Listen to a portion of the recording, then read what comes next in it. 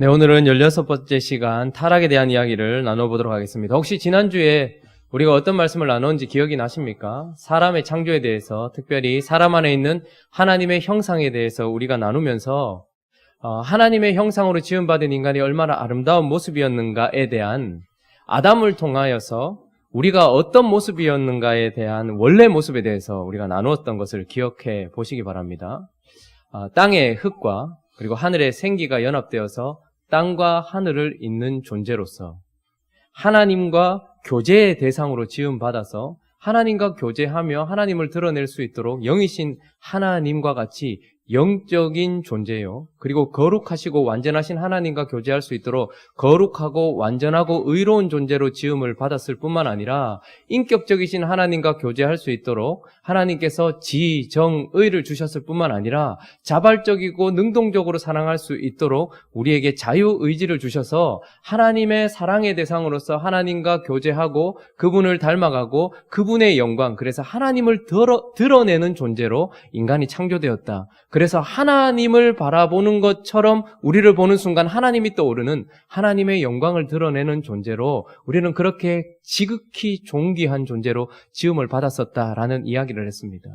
이렇게 우리의 원래 상태가, 처음 하나님께 지음받은 상태가 중요한 이유는 지금 현재 우리의 모습이 그와 많이 다르기 때문인 것입니다. 많은 사람들은 태어날 때부터 우리가 이런 상태로 있었기 때문에 우리에게 무슨 문제가 있다라고 생각하지 않을 뿐만 아니라 이것을 가볍게 여깁니다. 그러나 원래 우리가 어땠는가에 대해서 듣게 되고 알게 된다면 지금 현재의 우리의 모습은 참으로 큰 문제이며 이것을 어떻게 해야 될지에 대한 고민으로 들어갈 수 있게 되는 것이죠. 이 모든 것에서 사실은 우리는 무엇인가 잘못되어 있는 것입니다.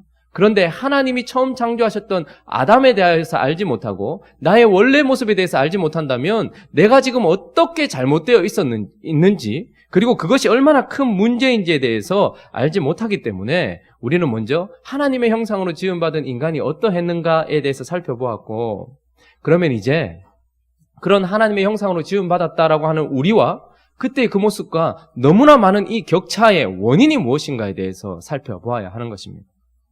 도대체 무엇이 문제인가 하는 것이죠.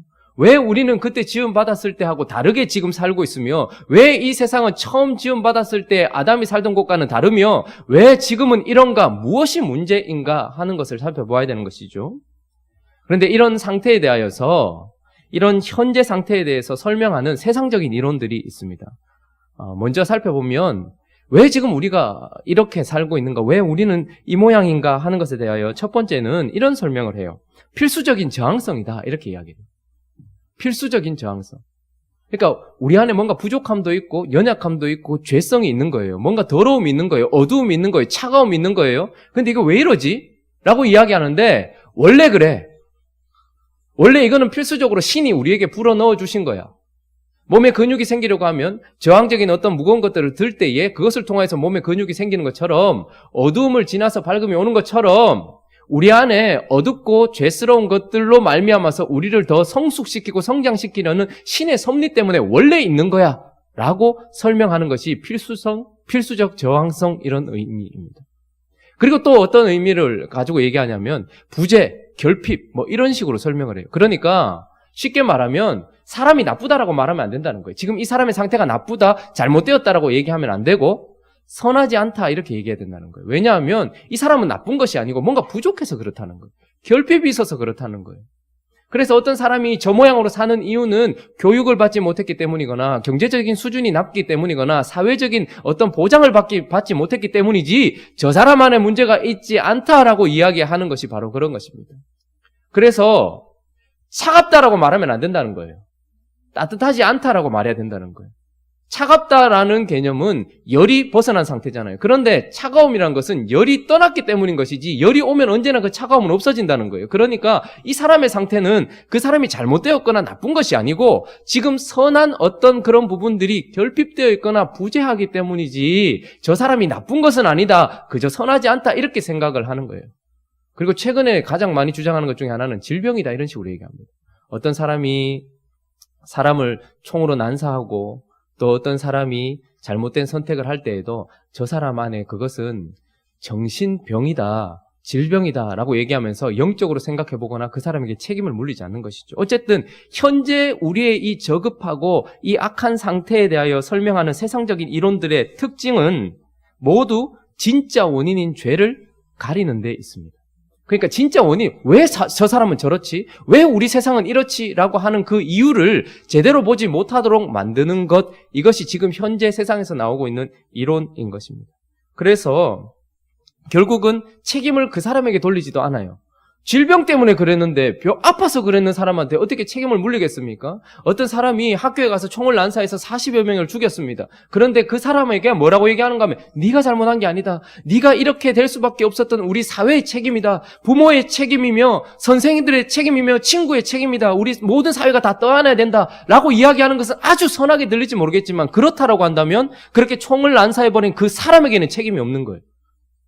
결국은 이 사람에게는 선한 사회적 보장이 없었거나 교육이 없었기 때문이지 이 사람의 문제는 아니라는 거예요. 그렇게 된다면 원인을 제대로 분석하지 못한다면 우리의 해결책을 찾지 못하는 데 문제가 된다는 겁니다. 그렇기 때문에 현재 이론들은 언제나 진짜 문제가 무엇인지를 가리려고 하는 것이 특징이고 자기에게 책임을 돌리지 않고 그래서 뭔가 하지 못하도록 만드는 게 특징이다라는 것입니다. 진짜를 가리려고 하는 것뿐이죠.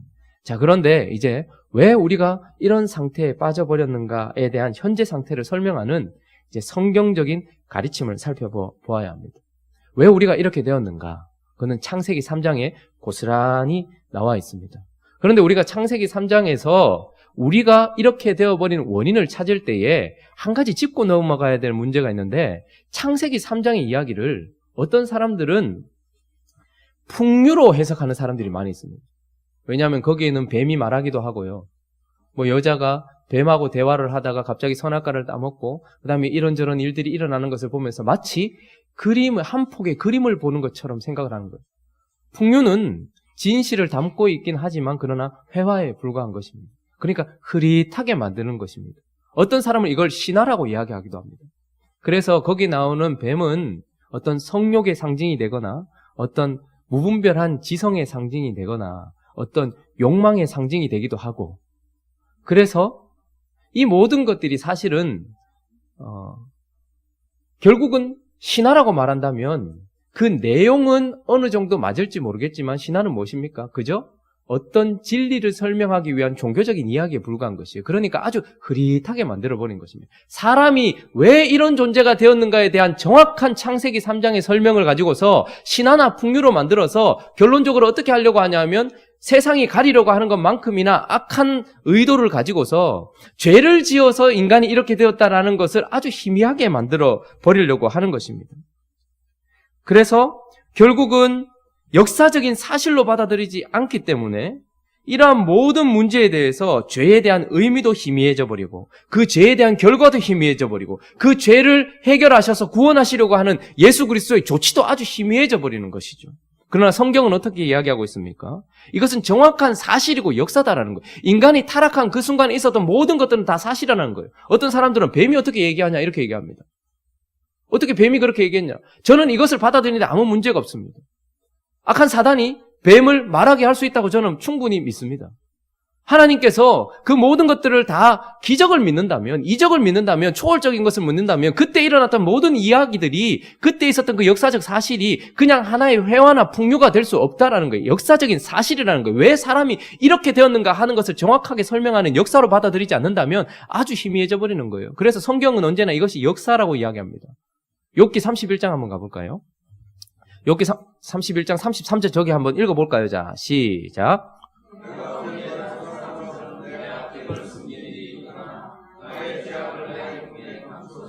창세기에 나오는 이야기만큼이나 가장 오래된 이야기를 담고 있는 것이 욥기입니다. 그런데 저기서 지금 욥이 하고 있는 말은 뭐냐면 내가 언제 다른 사람처럼 내 악을 숨긴 일이나 저건 지금 아담이 죄를 지었을 그 순간을 지금 이야기하고 있는 겁니다. 그러니까 욥을 통하여서도 하나님은 뭐라고 얘기하는 겁니까? 그때 그들은 그냥 신화나 풍류로서 어떤 그런 일들이 있었을 거야. 사람이 그렇게 해서 좀 안 좋은 상태가 되었을 거야가 아니라 정확하게 뱀을 통하여 유혹을 받아서 하나님의 언약을 깨트린 그 사건에 대하여서 정확한 역사적 사실이라고 이야기하고 있습니다. 호세아서 6장 7절도 동일하게 이야기하고 있습니다. 정확하게 아담의 이름을 딱 집어넣어요. 자, 읽습니다. 시작. 그들은 아담처럼 언약을 어기고 거기에서 나를 처음 사람이 창세기 3장에 있었던 그것은 지금 호세아서에 나오는 이스라엘 백성들이 하나님의 율법을 어기고 있는 그 정확한 그 반역과 똑같은 언약을 어긴 사건이고 역사적 사실이다라고 이야기하고 있습니다. 고린도후서 11장도 한번 가볼까요? 3절이 있습니다. 시작. 뱀이 그 관계로 하와를 미혹한것 같이 너희 마음이 그리스도를 향하는 진실함과 깨끗함에서 떠나 부패할까 두려워. 지금 바울이 지금 창세기 3장에 있는 이야기를 인용하는 이유는 이것이 신화나 풍요였다면 절대 이렇게 말해서는 안 돼요. 확실하게 사단이 뱀을 통하여서 하와를 유혹했고 그 유혹으로 말미암아서 정확하게 하나님의 언약을 어기는 범죄가 그 순간 거기에서 있었다라는 것을 우리에게 이야기해주고 있는 것입니다. 이것이 왜 그렇게 중요하냐 하면 죄에 대해서 이렇게 희미한 의미를 가지고 개념을 가지고 있으면 죄를 해결하시는 예수 그리스도에 대해서도 그렇게 될 수밖에 없는 것입니다. 그리고 그 죄의 결과에 대해서도 우리는 아주 희미하게 생각합니다. 그래, 질병이지, 부재지, 결핍이지 이렇게 생각한단 말입니다. 그렇기 때문에 죄에 대한 시작점을 이야기하고 있는 이것을 강조하는 것은 매우 중요한데요. 자, 그러면 현재 상태를 설명하는 이 성경의 가르침, 창세기 3장을 통해서 한번 살펴보면 먼저 우리가 알아야 될 것, 인간이 왜 이렇게 되었는가 하는 것은 죄가 외부로부터 들어왔기 때문이다라고 우리에게 설명을 해주고 있습니다. 자, 창세기 3장 1절을 한번 읽을까요? 자, 읽습니다. 시작. 그런데 뱀은 여호와 하나님이 지으신 들짐승 중에 가장 강교하니라. 뱀이 여자에게 물어 이르되 하나님이 참으로 너희에게 동산 모든 나무의 열매를 먹지 말라 하시더니. 자, 사람이 지음받고 하나님께서 모든 것을 완전하게 창조하시고 난 이후에 가장 강교한 동물 중에 하나가 뱀이었는데 사단이 뱀을 통하여서 하와를 유혹하는 장면을 우리에게 보여주면서 죄가 어떻게 인간이 왜 이렇게 되었는가 하는 것을 가장 먼저 설명하는 것 중에 하나는 죄가 외부로부터 우리에게 들어왔다라는 것을 이야기해주고 있는 것입니다. 이것이 왜 그렇게 중요하냐면 그렇기 때문에 구원도 외부로부터 우리에게 들어와야 되는 어떤 부분이 있기 때문에 그런 것입니다. 사람 안에 죄를 지을 만한 어떤 영향력이나 사람 안에 어떤 잘못된 부분이 있었기 때문에 죄가 시작된 게 아니에요. 하나님이 처음 인간을 창조하셨을 때는 아담 안에는 잘못된 부분이나 부패하고 더러운 부분이 전혀 없었는데 그런데 이 죄가 인간을 이렇게 완전히 망가뜨려버린 죄가 외부로부터 들어왔다 이렇게 얘기하고 있습니다. 이것은 천사들과는 다른 것입니다. 천사들은 어디로부터 유혹을 받았던 것이 아니라 천사 내부에서부터 탐심에 의하여서 하나님처럼 높아지려고 하는 교만에 의하여서 그들은 타락을 했지만 인간은 천사와 다르게 어떻게 해요? 외부로부터 유혹을 받아서 죄가 우리 속으로 들어왔다라고 이야기를 하고 있는 것입니다.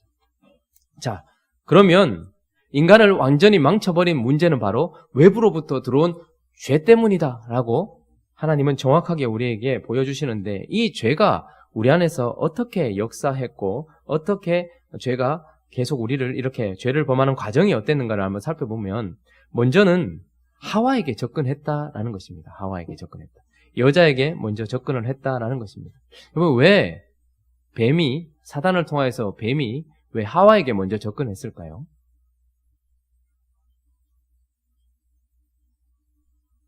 가만히 한번 생각해 보면 창세기 3장 3절을 한번 읽어볼까요?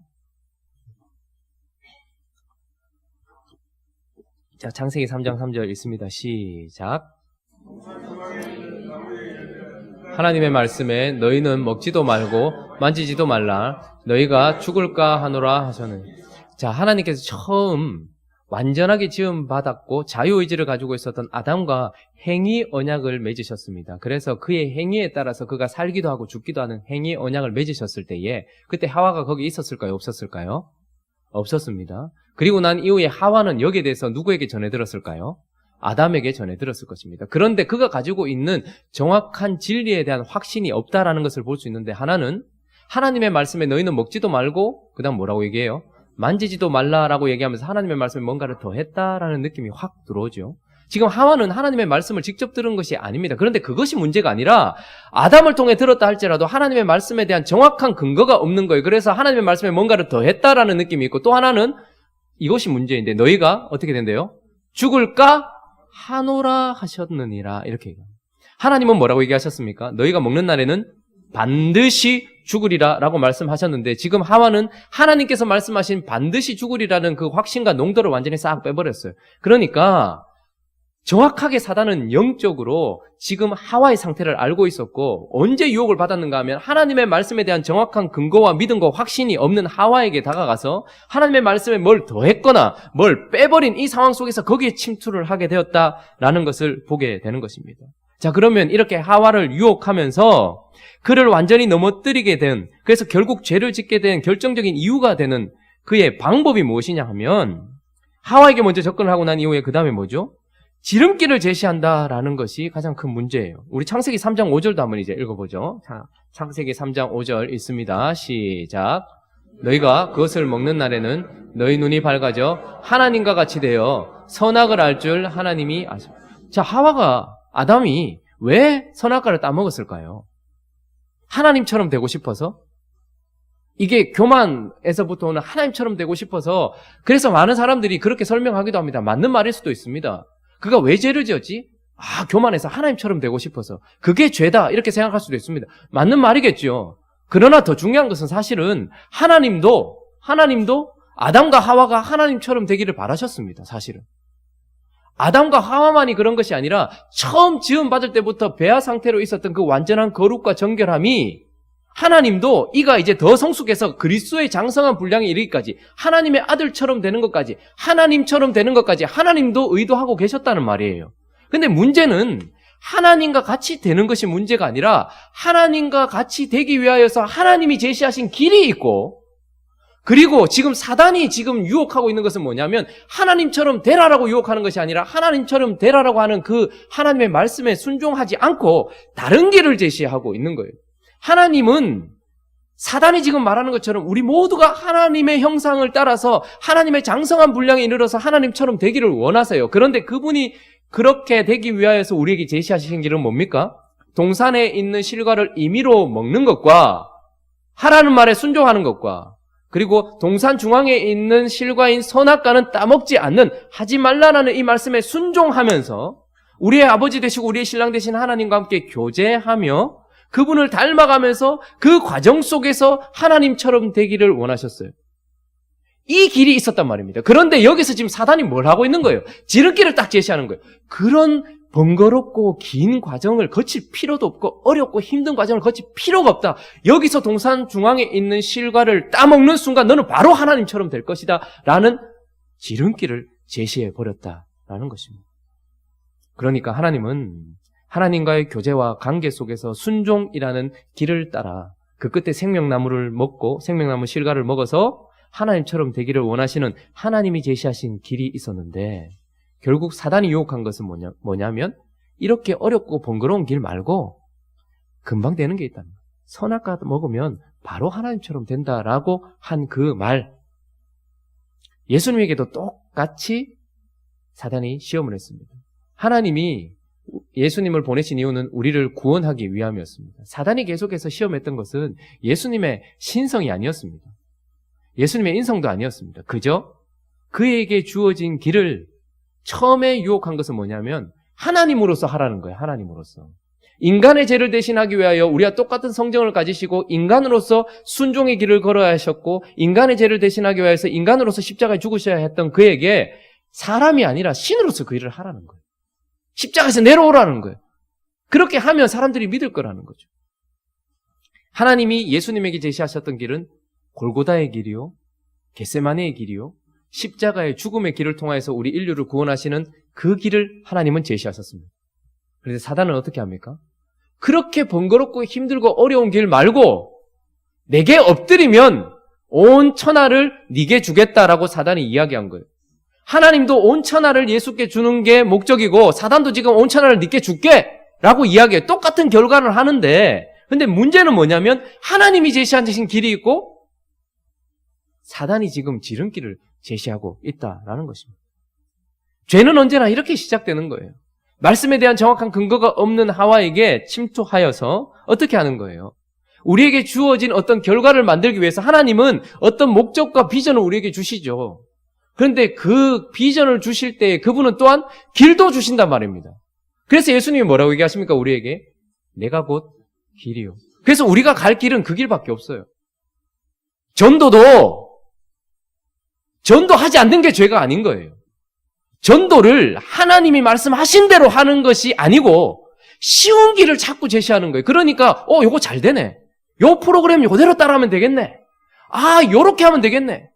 전도라는 개념도 낮춰버리고 전도하는 방법도 낮춰버리고 마음대로 하나님께서는 삶과 복음 전파와 끊임없는 기도를 통해서 이 한 영혼을 구원하는 것이 그분의 길인데 그렇게 힘들고 어려운 기도 안 하거든요, 사람들이. 그러니까 사람들이 회심을 안 해요. 그러니까 어떻게 합니까? 다른 방법을 선택하는 거. 어떻게든 교회 데리고 오려고 선물 좀 주고 그다음에 어떻게든 믿게 해보려고 영향력 있는 사람 불러가지고 이야기하다가 그냥 분위기 좀 만들어가지고 감동스럽게 만들고 마치 이것이 믿은 양 이야기하면서 이게 전도다 이렇게 얘기해요. 전도하지 않는 게 죄가 아닌 것입니다.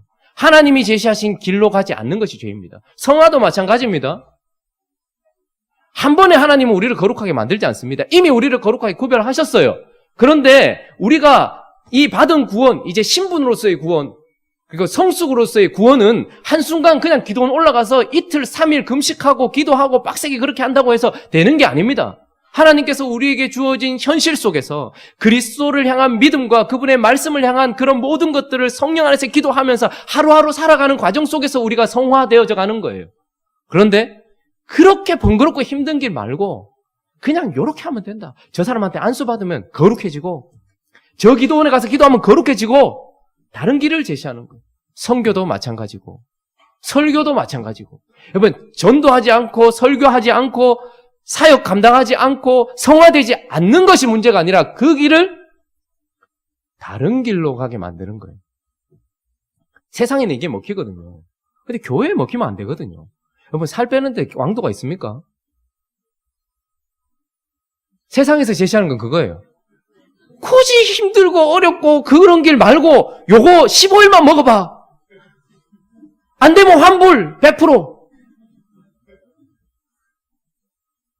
이게 세상의 방법이고 이 세상을 통치하는 사단의 아주 오래되고 진부한 방법이에요. 근데 참으로 안타깝게 이것이 잘 먹혀요. 어디서? 교회 안에서.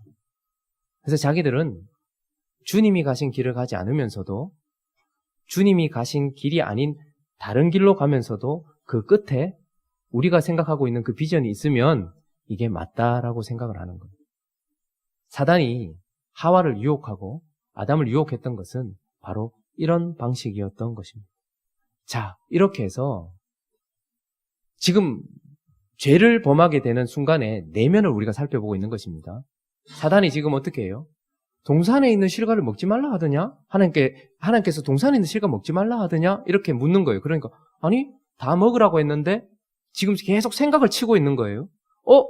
근데 동산의 중앙에 있는 선악과는 먹지 말라 하시던데? 그런데 그 순간에 그가 갑자기 다른 생각을 하게 되는 거예요. 이거 먹으면 네가 바로 하나님처럼 돼.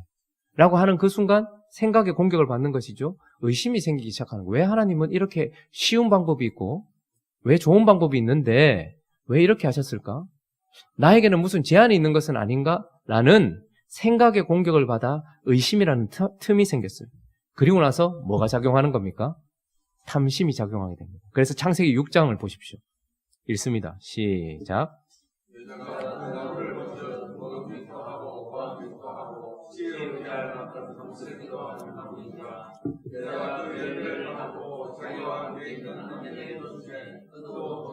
자, 여자가 이제 의심이 딱 생겼어요. 우리의 지정의를 사단이 어떻게 공격하는지 잘 살피십시오. 먼저 생각하게 해요. 의심이 들어요. 생각해보니까 좀 이상한데 하는 그 순간에 우리의 감정을 건드립니다. 여자가 이제 그 의심을 가지고서 그 틈 속에 탐심이 딱 들어가고 나서 나무를 딱 보니까 지금까지는 그렇게 안 보였는데 나무를 본즉 어떻대요? 그 나무가 갑자기 먹음직도 하고 보암직도 하고 지혜롭게 할 만큼 탐스럽기도 하다. 이렇게 얘기합니다. 요한 1서 한번 가볼까요? 뒤에 한번 넘겨보십시오, 집사님. 예. 자, 한번 읽습니다. 시작. 이는 세상에 있는 모든 것이 육신의 정욕과 안목의 정욕과 이생의 자랑이니 다 아버지께로부터 온 것이 아니요 세상으로부터 온 것이. 자, 앞으로 한번 다시 집사님, 아까 그 말씀 읽었던 거? 아니요. 앞으로. 예. 자, 이 세상에 있는 모든 것들이 다 뭐라고요? 세 가지로 딱 얘기하는데 육신의 정욕과 안목의 정욕과 이생의 자랑. 자, 그런데 아담과 하와가 지금 의심의 틈으로 탐심이 들어오고 나서 그 나무를 본 순간, 그 열매를 본 순간 제일 처음에 뭐 했다고요? 먹음직도 하고. 무슨 정욕입니까? 육신의 정욕입니다.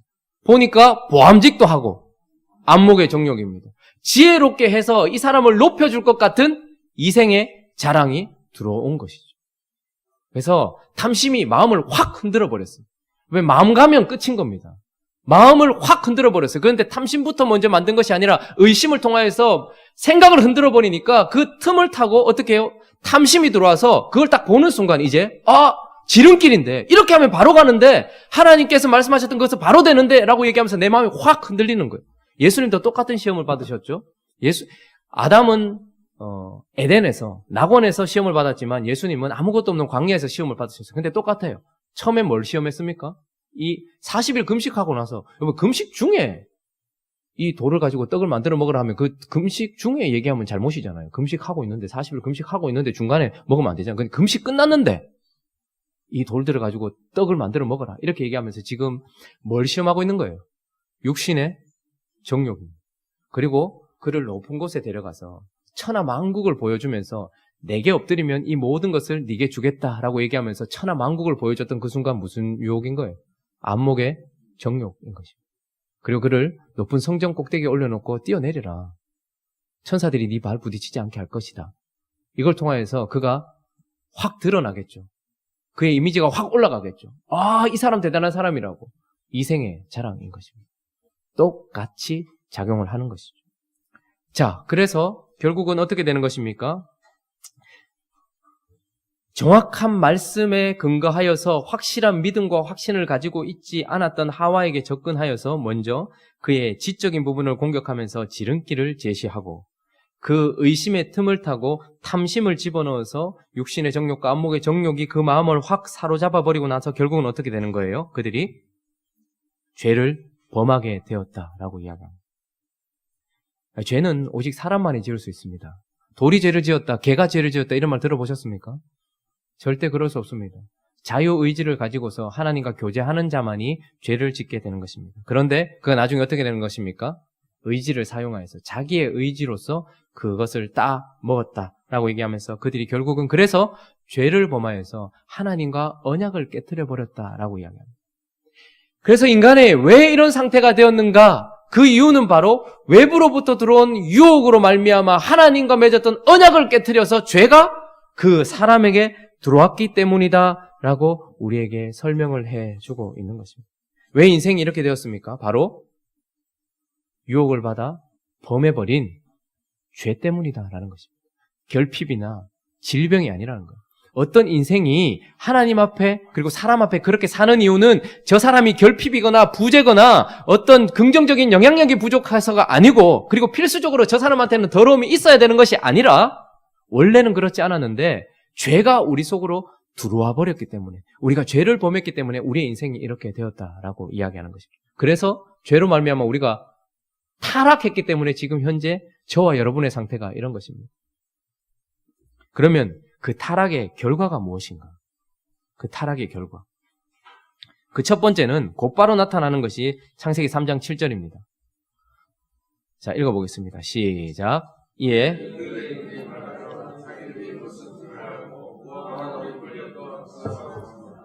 자, 죄를 범하는 순간 지금 곧바로 나타나는 타락의 결과들 중에 하나는 바로 원래 처음 지원받았을 때에는 하나님이 주신 원의를 가지고 있었다고 얘기했습니다. 거룩의 완전함, 의로움 이런 것들이 그를 감싸고 있었기 때문에 하나님 앞에서도 부끄러움이 없었고 내 앞에 있는 사람에서도 부끄러움이 없었어요. 그런데 죄를 범하는 순간 하나님이 반드시 죽을 것이라는 그 말씀에 따라서 그가 가지고 있었던 영적인 형상이 완전히 깨어져 버린 거예요. 그래서 의가 사라져버리고 거룩이 사라져버리고 원의를 상실해 버린 것입니다. 그래서 그들이 벗게 되었다라고 얘기하는 것입니다.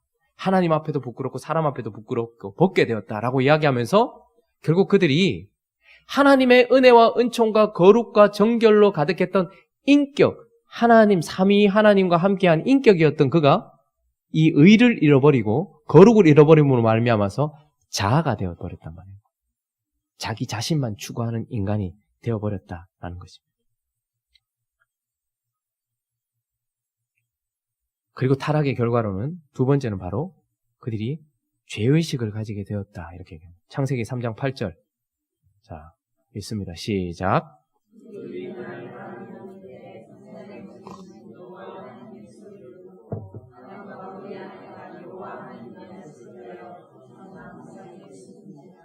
숨었다라고 얘기합니다. 왜요? 하나님 볼 낯이 없는 거예요. 숨었어요. 왜 그랬을까요? 죄의식이 그 마음 가운데 들어왔기 때문입니다.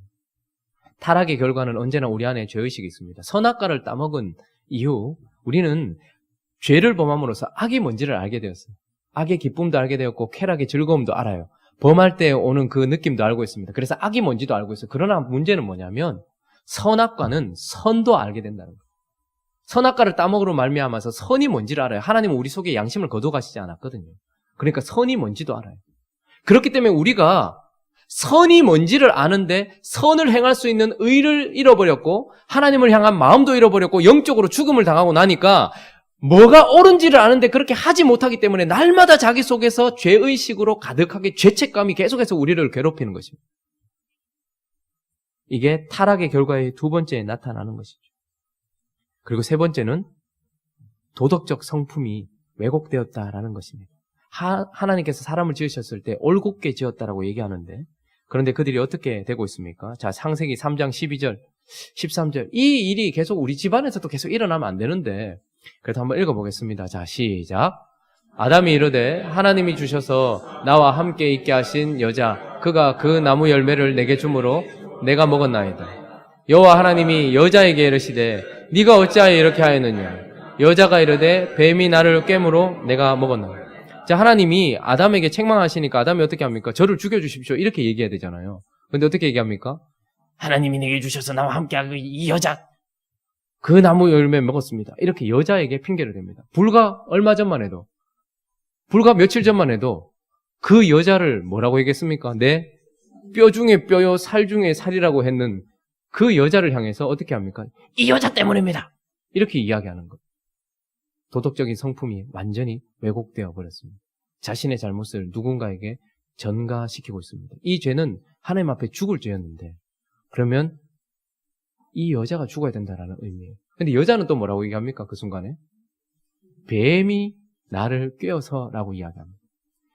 이런 일들이 우리 집안에서 계속해서 일어나면 안 돼요. 그죠? 싸우다가 괜히 둘이 싸우다가 당신이 어째서 그랬어, 당신이 어째서 그랬어, 하다가 고마 옆에 있는 아한테 니 때문이야 뭐 이렇게 되면서.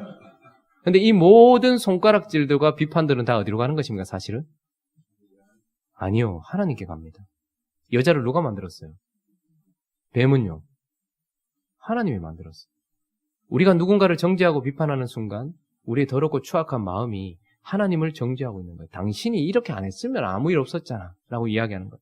도덕적 성품이 왜곡되고 있는 것입니다. 타락한 이후에 나타나는 결과들이 지금 아주 무섭게 나타나는데 네 번째는 바로 영적인 죽음이에요. 이건 곧바로 일어난 일들입니다. 영적인 죽음이란 뭐죠? 사람에게는 두 가지 죽음이 있습니다. 하나는 육신의 죽음이 있고 또 하나는 영적인 죽음이 있어요. 그런데 우리가 이 땅에서 경험하는 죽음은 사실은 뭐죠? 영적으로 죽어서 태어나기 때문에 우리가 죽는 것은 첫 번째 죽음은 뭐예요? 육신의 죽음이에요. 그런데 성경이 이제 그래서 그 이후에 심판이 있고 영원히 하나님과 끊어지는 지옥에 가는 것을 둘째 사망이다 이렇게 얘기하는 거예요. 왜냐하면 처음 우리는 영으로 죽어서 태어나기 때문이에요. 자, 그런데 자 한번 보십시오. 오늘 이 아담이 하나님과 연결되어 있고 하나님으로 충분한, 그래서 생명의 근원 대신 하나님과 함께해서 영적으로 생명으로 가득했던 그가 어떻게 되는 거예요? 창세기 3장 9절 한번 볼까요? 자, 9절 그리고 24절 있습니다. 시작. 자, 여기까지. 지금 그가 떠난 거예요. 하나님과의 관계에서 하나님을 떠난 거예요. 생수의 근원 대신 하나님을 떠난 거예요. 이것이 바로 영적인 죽음인 것입니다. 하나님과 끊어진 상태, 하나님과 벌어진 상태, 이것이 우리의 영의 죽음인 것입니다. 그리고 24절은 이제 완전히 하나님의 임재로부터 떠나게 되는데요. 읽습니다. 시작. 이같이 하나님이 그 사람을 쫓아내시고 에덴 동산 동쪽에 그룹들과 두루도는 불칼을 두어 생명나무의 길을 지키게 합니다. 에덴은 성전 같은 곳입니다. 하나님의 임재가 있었던 곳이고 하나님과 함께하는 곳입니다. 그런데 그곳에서 쫓겨나서 이제 영원히 하나님의 임재로부터 벗어나게 되었다. 이것이 바로 죄를 범한 인간에게 나타난 네 번째 영적인 죽음인 것입니다. 이게 죄의 결과인 것입니다. 또 하나 무서운 것은 자연과의 관계 속에서도 나타납니다. 자, 창세기 3장 17절. 자, 읽습니다. 시작. 아담에게 이르시되 네가 네 아내의 말을 듣고 내가 내게 먹지 말라 한 나무의 열매를 먹었은즉 땅은 너로 말미암아 저주를 받고 너는 평생에 수고하여야. 자, 여기까지. 자연과의 관계 속에서 그는 원래 수고해서 먹는 자가 아니었습니다. 주어진 것을 하나님께서 복된 것으로 그냥 받아 누리는 존재였습니다. 그런데 이제 그는 먹고 살기 위해서 수고해야 됐고 18절을 읽습니다. 시작. 땅이 내게 가시덤굴과 엉겅퀴를 낼 것이라 네가 먹을 것은 밭의 채소인즉. 또 19절 뒤로 넘깁니다. 네가 흙으로 돌아갈 때까지 얼굴에 땀을 흘려야 먹을 것을 먹으리니 네가 그것에서 취함을 입었습니다. 너는 흙이니 흙으로 돌아갈 것이니라 하시니라. 23절 여호와 하나님이 에덴 동산에서 그를 내보내어 그의 근원이 된 땅을 갈게 하시고. 자, 우리의 상태를 지금 창세기 3장은 정확하게 우리에게 얘기해주고 있어요. 하나님과 함께했던 거룩한 존재였던 우리가 그 거룩을 잃어버렸고 죄의식으로 가득하여 도덕적 성품이 왜곡되고 영적으로 하나님과 끊어진 채 이제 하나님이 없는 에덴에서도 벗어나서 이제 땅을 갈아야 되는데 거기서는 가시와 엉겅퀴가 나는 이런 곳에서 저주받은 땅에서 수고해야지만 살 수 있는 것. 이게 사실은 원래 인생은 이렇게 살다가 이렇게 가는 게 아니고 죄의 결과라는 것입니다. 여러분, 노력한다고 우리가 다 누리는 게 아닌 것은, 우리가 아무리 노력해도 가시와 엉겅퀴가 나는 것은 죄의 결과라고 우리에게 이야기해주고 있습니다. 자, 그런데 이것은 어떻게 보면 즉각적으로 온 타락의 결과인데 더 무서운 것은 그 타락의 결과가 점진적으로 계속해서 우리에게 다가오고 있다는 거예요. 그 6번째가 뭐냐면 우리의 쇠락이라는 거예요. 점점점 쇠락해져가는 거죠. 우리가 지금 그거 느끼고 있잖아요. 생명 가득하게 태어났다가 지금 우리가 비가 올락하는가, 날씨가 와 이러노, 몸도 아프고 마음도 우울해지고 총명은 더 떨어지고 핸드폰이 막 냉장고에 들어가 있고 열쇠는 어디 있는지 집 앞에 섰는데 번호가 기억이 안 나요. 부끄러워서 전화도 못하고 한참 있다 보니까 생각이 나고 내 몸은 또 왜 이러는지, 내 마음은 또 왜 이러는지, 내 주변에 사랑하던 사람이 어느 순간 한 명씩 두 명씩 떠나는 이 모든 것들이 사실은 하나님께 죄를 범한 인간이 서서히 그 죄의 결과를 보고 있는 어떤 부분들 중에 하나입니다. 그런데 그 가운데 점점 무서운 것은 우리가 하나님과 더 멀어지고 있다는 것. 그래서 진짜 어떻게 보면 김광석 씨가 정확하게 본 것 같아요. 점점 멀어져 간다. 머물러 있는 청춘인 줄 알았는데 내 인생이 점점 그가 어디로부터 멀어지는지 잘 몰랐겠지만 하나님으로부터 멀어지고 있고 생명으로부터 멀어지면서 끊임없이 어떻게 되는 것입니까? 지성이 처음 창조받았던 동물들의 이름을 지었던 그 지성이 아주 흐릿해지고 그 마음은 더럽고 추악한 것으로 가득하고 그 의지는 내 마음대로 되지 않아서 작심삼일이 되어져 버리는 이런 것들. 그런데 이런 쇠락을 우리가 한번 살펴볼 수 있는 것이 창세기 4장 8절인데 창세기 4장 8절 한번 읽어볼까요? 자, 읽습니다. 시작. 가인이 그의 아우 아벨에게 말하고 그들이 들에 있을 때에 가인이 그의 아우 아벨을 쳐줍니다. 첫 번째 살인사건입니다. 여러분, 사실 살인은 미움에서부터 와요. 그래서 남을 미워하는 것 자체가 살인이다 얘기하죠. 그러니까 아담과 하와도 사실은 아담이 하와가 뱀에게 이야기했을 때 똑같이 미워하는 마음이 있었어요. 그런데 그것이 시간이 지나고 나니까 이제 실행으로 옮겨져서 형이 동생을 돌로 쳐 죽입니다. 이유는 무엇입니까? 하나님이 동생의 재산을 받고 자기의 재산을 받지 않았기 때문에 사실 똑같이 당신 잘못이다라는 것을 드러내기 위해서 형을 쳐 죽입니다. 그 일이 있고 난 이후에 4장 23절 24절 한번 읽어볼까요? 자, 읽습니다. 시작. 라멕이 아내들에게 이르되 아다와 실라여 내 목소리를 들으라. 라멕의 아내들이여 내 말을 들으라.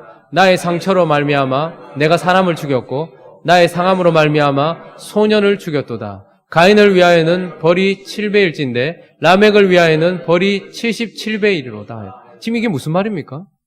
가인이 하나님께 죄를 짓고 난 이후에 하나님께서 멀리 쫓아보내셨어요. 그러니까 내가 받는 벌이 너무 중합니다. 사람들이 나를 만나면 죽일 겁니다. 라고 얘기하니까 아니다. 라고 얘기하면 네게 표를 주겠다. 이렇게 이야기해서 만약에 네를 죽이는 사람에게는 벌이 7배다. 이렇게 얘기했어요. 근데 지금 그 이후에 이 가인의 후손인 이 라멕이 자기 상처 때문에 누구를 죽였어요. 그래놓고 죄의식이나 잘못했다라는 생각 전혀 없이 지금 뭐라고 얘기하는 거예요? 내 상처 때문에 내가 소년을 죽였는데, 그런데 하나님이 말씀하시지도 않았는데 가인을 위하여서는 벌이 7배잖아? 근데 내 건드리면 벌이 77배야. 얼마나 더럽고 추악한 죄된 생각과 감정들이 그들을 지금 몰아가고 있는지, 그 이후에 어떻게 됩니까? 홍수로 쓸어버려야 될 만큼 죄로 가득하게 된, 점점점 쇠락해져 가고 점점점 더러워져 가고 점점 더 추악해져 가고 있는 죄의 결과를 보게 되는 것입니다. 또 하나 죄의 결과가 뭡니까? 바로 목마름입니다. 목마름. 이렇게 쇠락해 가면서도 아무런 만족함 없이 살아가게 되는 것입니다. 계속해서 만족하지 못한 채 무엇인가를 추구하는 삶을 살아가요. 예레미야 2장 13절 한번 읽어볼까요? 자, 읽습니다. 시작.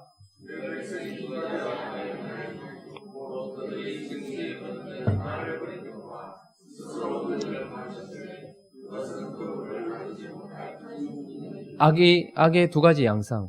그들이 생수에 그런데 하나님을 버렸습니다. 하나님의 언약을 깨트려 버렸어요. 하와가 그리고 아담이 함께 유혹을 받아서 하나님의 언약을 깨트려 버리고 하나님을 버렸어요. 그런데 그 이후에 어떻게 됩니까? 생수의 근원이신 하나님을 버리고 나니까 그 하나님이 계셔야 될 그 빈자리가 너무 큰 거예요. 그러니까 어떻게 합니까? 계속 뭔가를 채워 넣어야 되는 거예요. 그런데 그곳은 하나님만 채울 수 있거든요. 그러니까 계속해서 목마른 거예요. 만족감이 없는 거예요. 만족이란 많이 가져서 오는 것이 아니라 하나님께 가까이 갈 때 오는 거거든요. 그런데 하나님을 버려버리니까 그 빈자리에 뭔가를 채워넣으려고 쾌락도 집어넣고 성공도 집어넣어보고 돈도 집어넣어보고 권력도 집어넣어보는데, 그걸 추구하는 동안에는 살아있는 계속해서 달려가 보지만 그러나 결국은 그것이 나를 만족하게 하지 못하고 계속 터진 웅덩이인 거예요. 계속 그걸 쫓아가게 되는 거예요. 그래서 죄는 정말로 무서운 거예요. 우리가 하나님과 끊어진 채 이 모든 것들을 다 경험하면서 결국 어떻게 되는 거예요? 쇠락해져 가고 더 이렇게 되다가 목마른 가운데서 만족하지 못한 채 계속해서 살아가는 거예요. 그래서 죄는요, 정말 무서운 것입니다. 목마름으로 표현되는 거예요. 예수님께서 십자가에서 마지막 7가지 말씀을 하셨죠. 그 중에 한 가지 말씀이 뭡니까? 내가 목마르다. 예수님은 물론 피를 많이 흘리셔서 육적인 목마름을 얘기할 수도 있을 것입니다. 그러나 그 순간 예수님이 가지셨던 그 목마름은 영적인 목마름인 거예요. 왜요? 그분은 죄의 잔을 마시셨거든요. 우리의 모든 죄가 그분에게 전가되었어요. 그분은 죄를 모르시던 분이었습니다. 그래서 죄가 없기 때문에 하나님과 한 번도 끊어져 본 적이 없었기 때문에 그분은 영적으로 목마를 일이 없었어요. 그런데 모든 인류의 죄를 그분에게 전가시키시는 순간 그분은 죄가 되신 거예요. 그 순간 그분이 느낀 게 뭘까요? 목마름인 것입니다. 인생은 끊임없이 죄로 말미암아 목말라요. 돈을 채워 넣어도 그것이 차지 않고 모든 것들을 넣어도 차지 않는단 말이에요. 그렇게 목마른 가운데서 살아가는 것, 이것이 타락의 결과이고 마지막은 뭘까요? 바로 죽음인 것입니다. 육체적 죽음. 그럼 정말 무섭지 않습니까? 한 사람으로 말미암아 죄가 세상에 들어오고 그 죄로 말미암아 뭐가 들어왔어요? 사망이 왔나요? 여러분, 원래 우리는 죽을 존재로 태어난 것이 아닙니다. 영원히 살기 위해서, 그리고 더 높은 수준으로 올라가기 위해서 태어났어요. 그렇게 창조받았어요. 그런데 우리는 결국 이제는 죽지 않을 수 없는 존재가 되었습니다. 근데 그것도 한 번에 죽는 게 좋을까요? 서서히 죽는 게 좋을까요? 죽는 건 다 안 좋지. 그런데 하나님이 정말 이 죄가 얼마나 무서운지를 알게 하시려고 서서히 모든 것들을 다 경험하게 하셔서 결국은 뭐죠? 우리가 하나님께 붙어 있었던 장미였습니다. 근데 꺾였어요. 장미가 꺾였다고 바로 죽는 건 아닙니다. 하루가 지나고 이틀이 지나면 서서히 마르더니 결국은 어떻게 됩니까? 꺾였다는 증명으로 그 장미는 완전히 말라버리는 거예요. 우리가 하나님으로부터 꺾였습니다. 영적으로 끝났단 말입니다. 근데 바로 모든 것이 끝나느냐? 아니더라는 거죠. 하나님과 끊어진 채 이제 서서히 육신의 죽음을 말해요. 그래서 사실 우리는 다 말라 죽는 거예요. 그렇게 죽는 겁니다. 이것이 바로 죄의 결과다라는 것입니다. 그러니 그렇게 높은 수준으로 지원받았던 인간이 왜 이렇게 되었는가? 문제가 무엇인가? 그것은 바로 창세기 3장이 정확하게 이야기하고 있는 바로 죄 때문이며 그 죄로 말미암아 인간이 타락했기 때문에. 그래서 우리를 바라보시는 하나님의 마음은 아마 존 휴라는 청교도가 이런 이야기를 했습니다. 그 영국이나 이런 곳에 가면 옛날에 왕실, 근데 지금은 이제 완전히 쇠락해버린 어떤 궁전, 큰 궁전들이 있잖아요. 우리도 그렇잖아요. 폐가. 제가 예전에 할머니가 살던 집에 가보니까 너무 서글프더라고요. 차라리 그걸 없애고 뭐 이렇게 거기 주인도 없는지. 할머니가 이제 아직까지 살아 역사하고 계시지만, 근데 벌써 몇십 년 전에 그 집을 비우셨거든요. 근데 한 번씩 생각나는 게 제가 어린 시절에 거기 자주 가서 놀았습니다. 어린 시절 그 앞에 흐르던 냇물에서 고기 잡고 놀고 동생하고 놀고 그 앞에 샘이 있었어요. 거기서 나오는 물을 마시고 막 그랬거든요. 엄청 컸었어요 그때. 근데 그게 그대로 있는데 가보니까 할머니가 늘 그 청마루에 앉아서 저를 보고 있었던 그 마루에 풀들이 제 키만큼 자라 있는 거예요.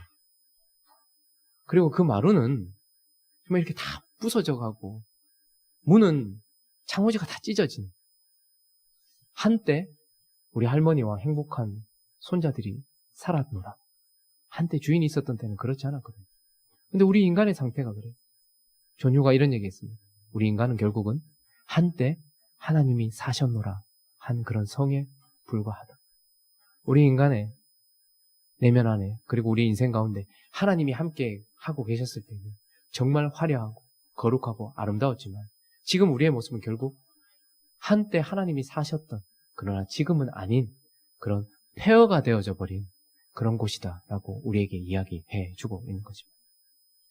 오늘은 우리가 인간이 타락했다라는 이야기까지 나누었습니다. 그래서 우리를 타락시킨 이제 죄에 대해서 다음 주에 죄가 무엇인지, 그리고 죄가 어떤 부분을 차지하고 있는지 제 생각으로는 2번 나누어서 이렇게 하려고 합니다. 그래서 우리를 이렇게 만들어버린 죄에 대해서 정확하게 아는 것이 필요하거든요. 그래서 죄를 나누어서 살펴보는 시간을 가지도록 하겠습니다. 자, 오늘 여기까지 하도록 하고 제가 기도하고 마치겠습니다. 기도하기 전에 한번 기억하십시오. 먼저는 우리가 어떤 존재였는가 라는 것을 잘 기억하시고, 그러나 지금 이제는 우리가 어떤 존재에 있는가 이걸 잘 기억하십시오. 그래서 구원이 도대체 무엇을 하려고 하시는가를 기억할 수 있으면 좋겠습니다. 제가 마무리 기도하도록 하겠습니다. 사랑하는 하나님 아버지,